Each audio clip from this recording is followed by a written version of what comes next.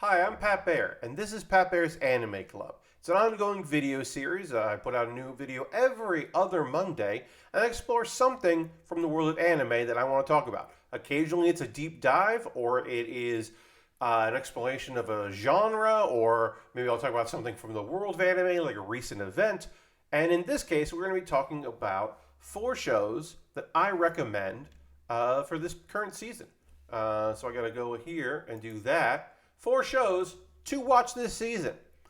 Now that's particularly important because I didn't do this last season, which was the fall 2021. I'm doing now the winter 2022 because I didn't really enjoy much of anything last season. There were like a couple shows that I thought were like pretty standout, like the Faraway Paladin. I still think is great, even though I liked it less as it went on. But it didn't really, nothing really like stuck with me that I felt like I should make a video to promote out to people and maybe give you recommendations. And this season's a little tough because like it does feel like everybody got out of the way of the final season of Attack on Titan. It's a part 2 of the last season. And that makes sense. So maybe there was some stuff that there's even a few shows that started like last season towards the end just to like get a little bit of an edge in before the major focus was Attack on Titan. Now, certainly, you could watch a ton of shows this season, not even touch that. And you might not watch any of the things I'm recommending to you. And in fact, I think one of them might be a hard sell, but we're going to do it anyway. Because these are things that I'm enjoying this season, and it is Pat Bear's Anime Club, and you were invited to participate, but it is not your anime club. And in the comments below, what are you watching this season? Let me know. I'd love to hear from you. If you also have ideas of future videos, things you'd like to see me cover, there's been some discussion about maybe doing like an explainer on manhwa because I do talk about on my live streams. I've been talking a little bit here and there about the South Korean comic industry, so maybe I could talk about manhwa. But yeah, and also kind of chatting about one of these 4 shows here brought up the idea that maybe I can like dive into like anime with unique or bizarre premises.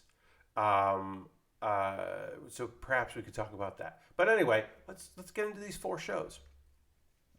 We're going to start with an isekai. It is one of 2 isekai I'll be talking about. That's right. Half of the shows I recommend are isekai, which I know is polarizing at best. But this is How a Realist Hero Rebuilt the Kingdom Part 2. It's a direct continuation of Part 1, which was one of my favorite shows of last year. Was not expecting, to get this so soon. I mean, the title says it all, right? It's based on a light novel, How a Realist Hero Rebuilt the Kingdom. What happens when you summon somebody and it's not to be the hero defeat the demon lord. It is somebody who becomes the king of your country and tries to help you economically and strategically. Who does have some abilities, but he's not an overpowered main character. Soma's general deal is just being like pretty cunning and a good leader. And the ebbs and flows of that. We are starting to see more of the like harem romance stuff. Like he went from being engaged to someone he didn't know to now having other ladies that want to marry him that he is either directly agreed to or plans on agreeing to in the near future. He has so he at time of recording, he has 2 fiancés, a secret fiancé, and someone that also wants to marry him. So is that his 3rd fiancé? Who knows? I should also say there's been introduction of a very smart scientist who is young and short, and her sleeves of her lab coat are too long, and that's just great. It's just good. So they added a lot more romance here. There's still plenty of intrigue. There's characters that we saw previously that have gotten more to do. We've gotten some new characters being introduced. A lot of machinations with some plots. Still haven't really gotten into the fact that there's one country in there that has chaos in their name, and I'm like, hey, why doesn't anyone else think that's bad? And also, this character and the overarching plot is, hey, he was summoned to help deal with the global crisis, which is the Demon Lord's army. I know I said he wasn't summoned to fight the Demon Lord, but also there is a Demon Lord, and he is going to have to deal with that at some point very soon. So I don't know. I don't know what to tell you. Soma, I expect you to deal with that. Again, I haven't read the light novels of this, so I don't know. But it's good. Go back, watch the first part. Obviously, don't start with part two. Start with part one. But I recommend it. I think it's a great show, and I think you'll enjoy it. If you've liked other things I've recommended, I think this will work for you. The next thing we'll talk about is In the Land of Leadale.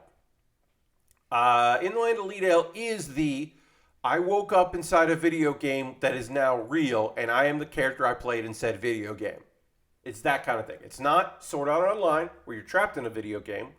It is Kuma Baer. It is that round table one. You're shouting right in the comments. You remember the name of it? Log Horizon. Log Horizon. There was a round table of commerce. Log Horizon. Overlord. Demon Lord Retry. Summoned in a video game. Things are now real. And what happens when you were someone who this was your life?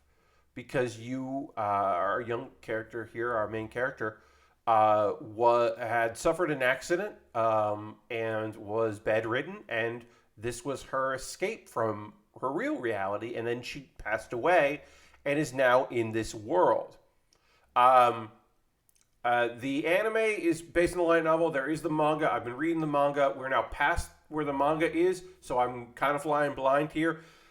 Mysteries about it are starting to be explored, which we don't often see. The shows I mentioned before don't really delve into the why. Even next season, we're getting Skeleton Knight. Doesn't ever really deal with it. The same thing. I used to play this video game. Now I'm here. We might get that in I Profess the Pupil of the Wise Man, which is similar to this show, but different in many ways, including quality. That's a big one. Anyway, this show, we get to explore this 15-year-old girl who is the mother of three because she was the mother to NPCs and now they're real, who is dealing with the loneliness of thinking that she, coming to terms with the fact that she died, that this is her reality. I mentioned Kuma Baer. Yuna just kind of goes, okay, and just accepts her reality, whereas at least we have some introspection in the case of In the Land of Leadale, and a bit of exploration of that. Also, a couple episodes ago, started laying down the groundwork for where we are now, about partway through the season, of exploring the idea that she's not the only player character that this has happened to. And so maybe we're going to actually get into what's going on there. So Kana might have to deal with that. And that's cool. I like it. It is slice of lifey. There's still action. There's some comedy. She is not a one-dimensional overpowered main character. She is an overpowered main character for sure.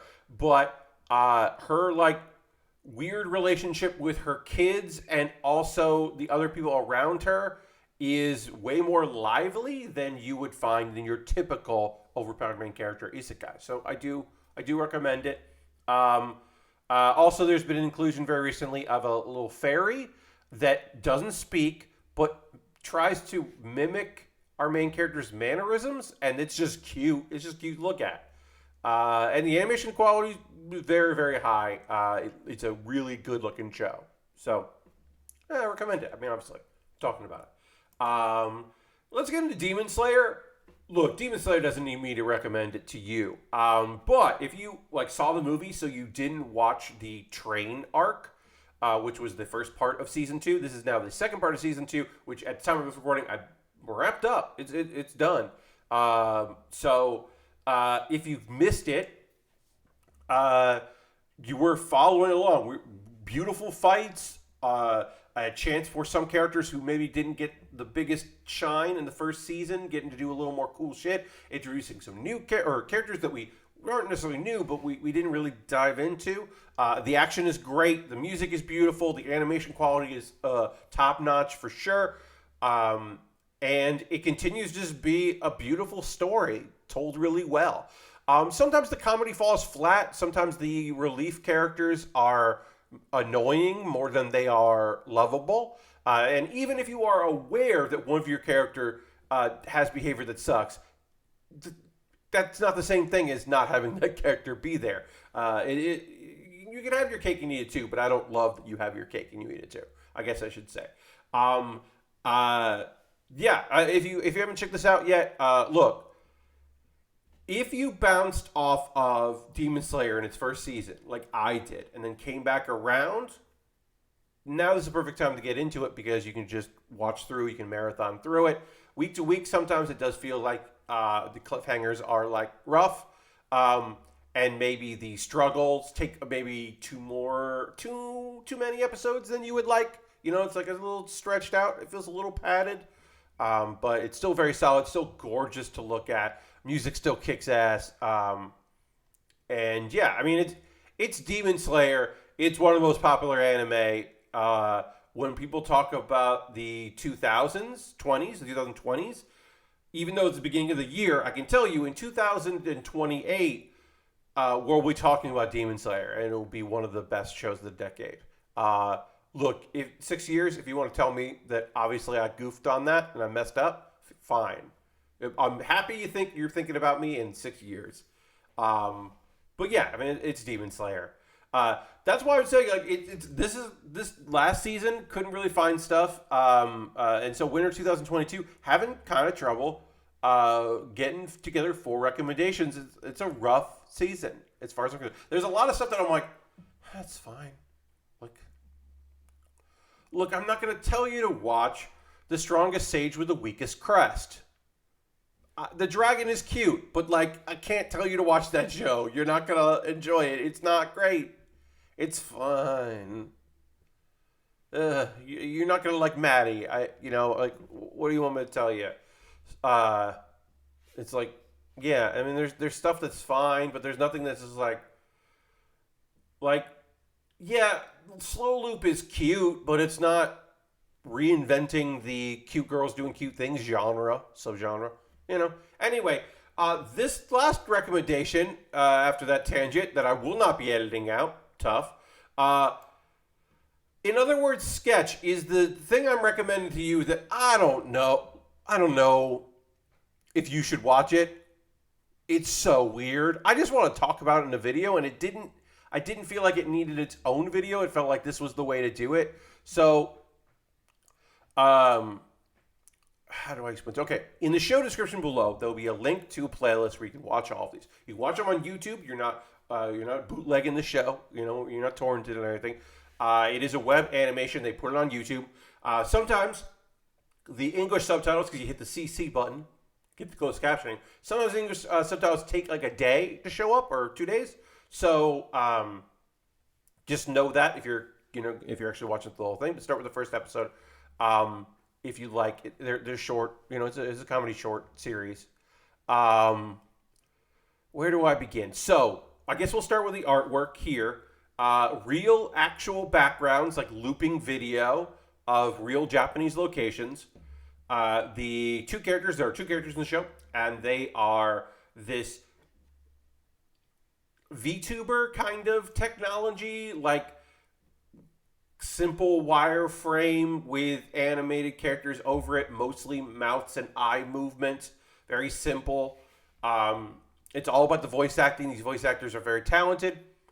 And the plot is that these two girls who know each other online but hadn't met in person, going on a trip together, and their plane crashed, and they're the survivors.